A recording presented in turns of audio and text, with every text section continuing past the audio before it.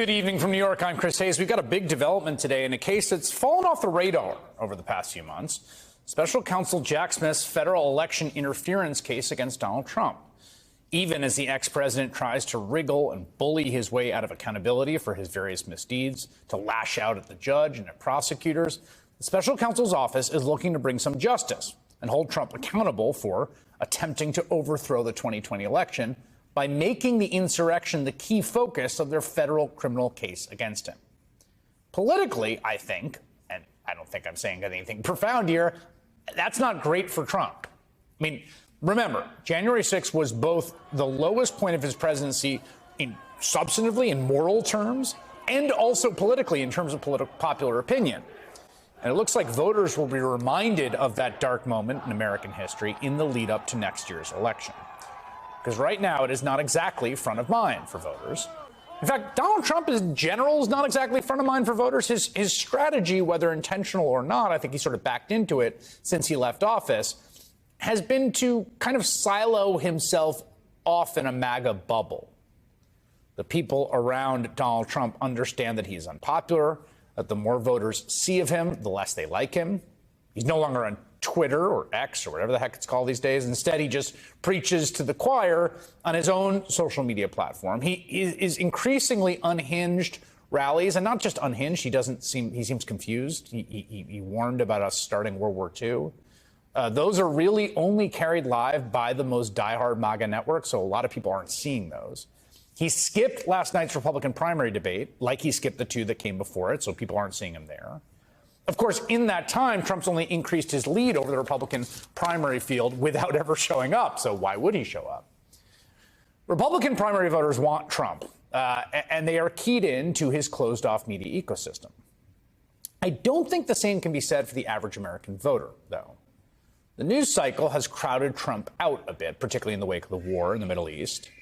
But in the background, day by day, we are heading towards what will be one of the most consequential trials in American history and the biggest political event in memory, the sustained criminal litigation of Donald Trump's role in the attempted coup. To that end, today, we have new reporting that gives us an idea of how Donald Trump might face justice for the most egregious of his crimes. According to a new court filing, Smith's prosecutors are looking to make the case that Trump's various criminal conspiracies to overturn the 2020 election, quote, culminated and converged when on January 6th, the defendant attempted to obstruct and prevent the congressional certification at the Capitol. As my next guest reports, Smith's office is effectively, quote, casting Trump as one of the 1,200 plus riot defendants who have already been charged. In other words, when Donald Trump goes to trial next year, he will be treated the same as the hundreds and hundreds of violent rioters who stormed the Capitol, assaulted police officers, and tried to overthrow the results of a free and fair election.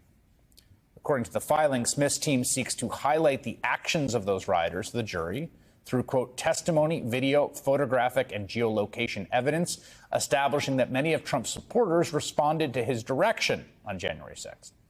That's right, testimony. So Smith's team is apparently planning on having some January 6th insurrectionists testify against Trump at trial to make the case that, yes, it was that guy, obviously, the ex-president, the one whose name was like emblazoned on all our hats and on all our signs and all our gear and who told us to go to the Capitol. Remember that guy? The guy who's there sitting at the defendant's table in the trial? That guy is the one responsible for the riot.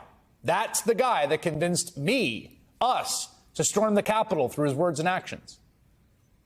So next year, when Donald Trump goes to trial, just one day before Super Tuesday primary, if Jack Smith gets his way, jurors, by extension voters, will not only be reminded of the lengths Donald Trump will go to in order to end American democracy, they will be told that he is no different from the hundreds of people already found guilty for their role in his attempted coup. Kyle Cheney is the senior legal affairs reporter for Politico who reported on Jack Smith's court filing, and he joins me now. Kyle, first just give us, this is all working off of a filing from the special prosecutor's office. What is the filing? Why did it have to be filed, and what does it say? Sure. So to everything you just said, Donald Trump has basically argued Jack Smith, his team, they shouldn't even mention the riot at this trial in their filings. It's in the indictment, kind of glancingly. They say we should strike that out of the indictment because I'm not charged with anything to do with the violence that occurred at the Capitol. And, you know, there was a reasonable argument that maybe Jack Smith wasn't going to feature that at the trial. But you know, Jack Smith, he gave that famous opening statement where he referenced the violence, and then we weren't sure what's going to happen with that in the course of these proceedings. Well, Jack Smith did tip his hand. He said, not only are we going to mention the violence at trial, we are going to focus on it. We're going to make it a feature of this trial where we're going to show how what occurred there, the danger, the threat to democracy, the violence, the attacks on police were inspired by, stoked by, and sort of allowed to occur by Donald Trump himself.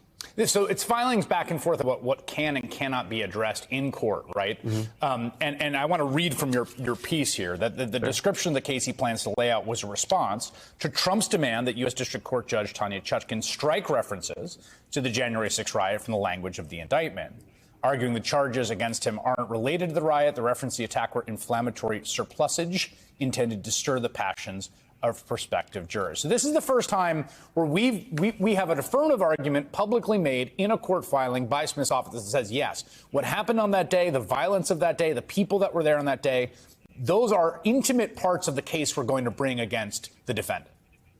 Right. This is not just some sort of ancillary part of the story. This is the story. This is Donald Trump not only did he sort of stoke the riot and then inflame it further by attacking Mike Pence while the violence was going on, he used it to try to continue to obstruct the January 6th session of Congress. He knew what was going on. He didn't intervene, and then he actually tried, used that time to try to call their senators, call members of Congress to continue to try to delay the certification of Biden's victory.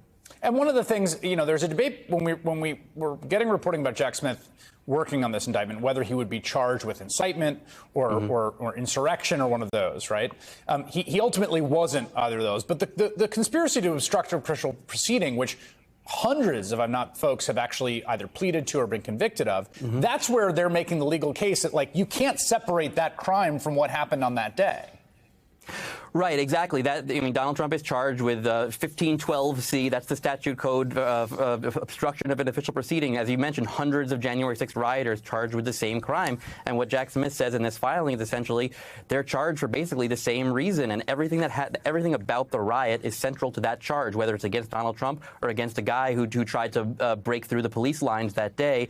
It was sort of with the same goal in mind. And though they're not co-conspirators linked in the crime together, they essentially were operating in parallel. Now, this filing comes as there's sort of an interesting thing developing where Judge Chutkan has kept things on schedule for that March trial date. She's given some latitude to Trump in filings for other motions around different things. There's been contestation of a protective order. There's been some other sort of briefing that's happening.